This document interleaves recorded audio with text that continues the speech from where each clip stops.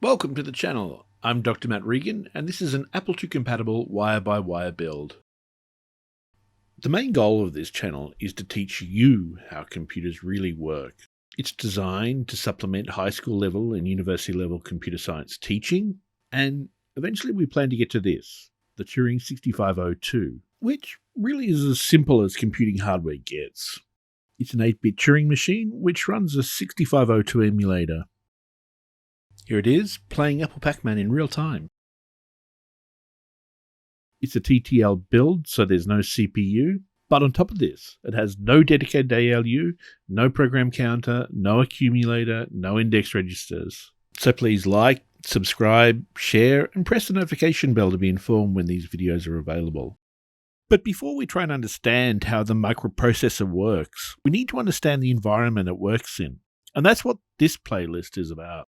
I've chosen to focus on the Apple II because there are no custom ASICs in the original versions, and there's a lot of software and a lot of nostalgia for the machine. Here's the outline for this video. I'll talk about John von Neumann and the architecture he defined, I'll talk about computer memory structure, and I'll demonstrate this with an EEPROM build. I'll talk about the CPU/memory interface, and there are a couple of other signals I want to talk about, the read-write signal and the CPU clock signal. John von Neumann isn't as well known as I think he should be. He's a Hungarian mathematician who worked on the Manhattan Project during World War II. And while Alan Turing is considered the father of computer science, John von Neumann is more like the rich uncle. He authored this 1945 paper titled First Draft of a Report on the EDVAC, which, in all honesty, isn't a very easy read. But he did define the von Neumann architecture, which is still pretty much used in all modern microprocessors, including the 6502. Here it is in all its glory, and the good news for now is that you don't really need to worry about what goes on inside the central processing unit. Instead, for this build, we need to focus on the memory structure itself and the interface between the memory and the CPU. When we look at the Apple II motherboard, we can see a lot of real estate's taken up by the CPU and the memory. So now I'm going to teach you how computer memory works with a duck! Well, not just one duck, many ducks. Consider this set of pigeonholes containing many different coloured rubber ducks. Each hole contains exactly one duck, and the information is carried in the form of the colour of the duck. This is a surprisingly good analogy for computer memory. But to be useful, we need to number the pigeonholes. And in computer science, we usually start at 0 rather than 1. The ducks and pigeonholes are a metaphor for what's going on inside the memory chip. From the outside of the chip, though, we can only look at one pigeonhole at a time, and this is just a limitation of this type of memory. The pigeonhole number, also known as the address, goes in through the upper pins, and the duck colour, or data, comes out the bottom pins. Here, watch this carefully.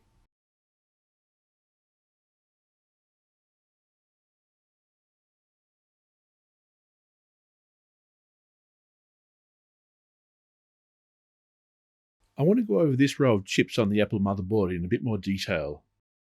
They're called ROMs, or read-only memory, but there are erasable and programmable versions of these chips. They're called EPROMs.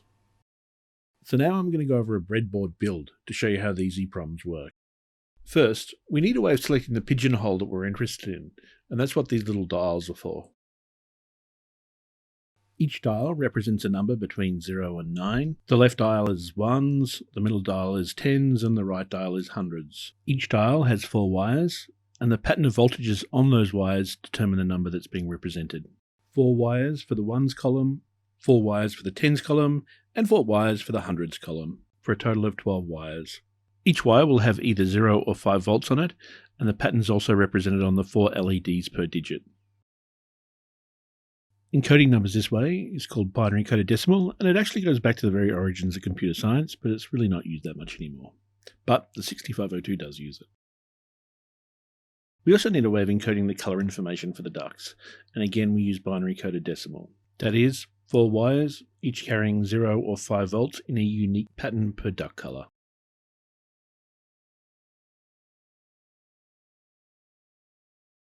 So I want the EEPROM to store the duck color information. So what I did was write a small program which assigned a duck color to each pigeonhole. I then sent that through to an EEPROM programmer and actually burnt the data into an EEPROM. Now for the fun bit, let's see if it works. You'll see a wiring diagram on the right and the actual build on the left. First I'll hook up the power supply to the chip and then the address lines.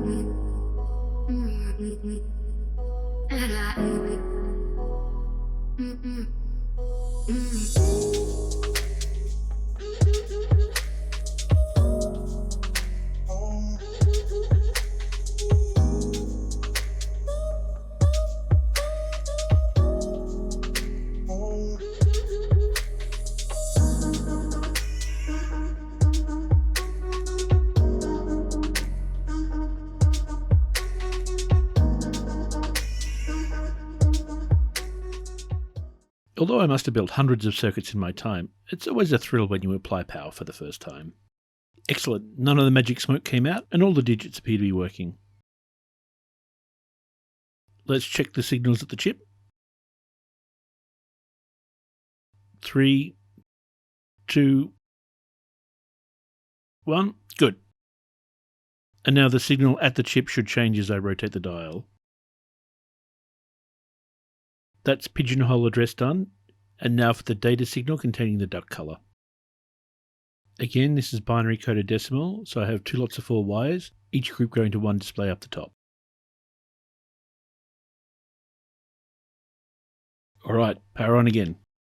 Now I want to see if the data in the EEPROM matches the data in the pigeonholes. Dial in the location and present the address to the chip. Now let's see if the output matches the color of the duck in the pigeonhole. And repeat for every location.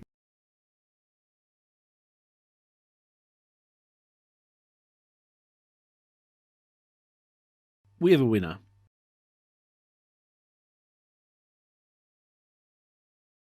Now let's look at the CPU memory interface.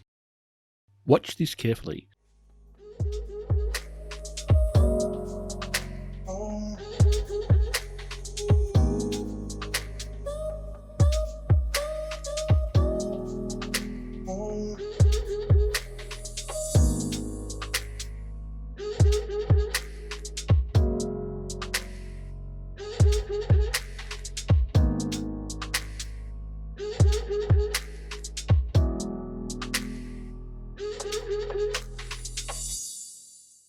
What you saw are 2 types of transactions, reads and writes. At the start of the transaction, the CPU puts the address on the address bus, and it sends out another signal saying what sort of transaction it wants. We can only do reads from the EEPROM, but we can do reads and writes from the random access memory, or RAM. This signal is called read-write bar, and it's a dedicated single wire between the CPU and the memory. 0 volts on the wire indicates a write, and 5 volts on the wire indicates a read. The bar over the right tells us to do this when the voltage is at 0. Alright, nearly there. Last topic for the video, CPU clocking. The clock is an external signal that swings between 0 and 5 volts at a regular interval. We want these edges on the clock to be very sharp rather than a sinusoid pattern.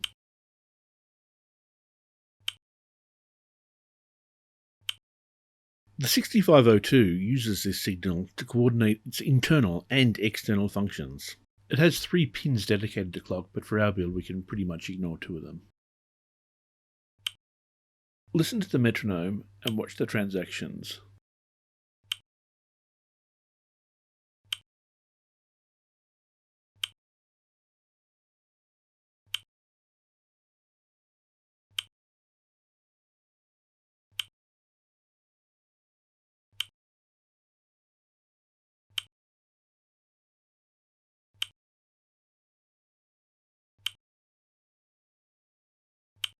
we've come to the end of this video.